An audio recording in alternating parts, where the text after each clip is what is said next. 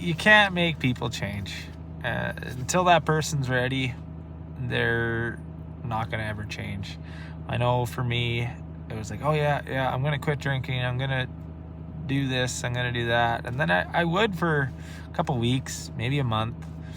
But it wasn't till I was ready to change that it's actually happened.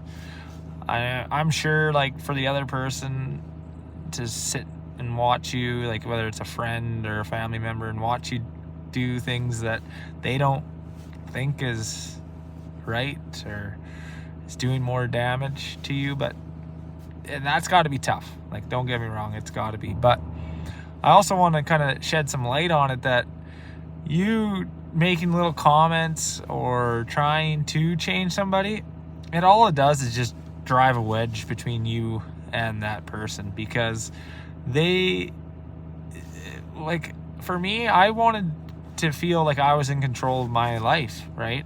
Like, I wanted, like, no, if I want to do this, I'm an adult, I'll go do it. And being like harped about it, and you almost feel judged when somebody is trying to get you to change.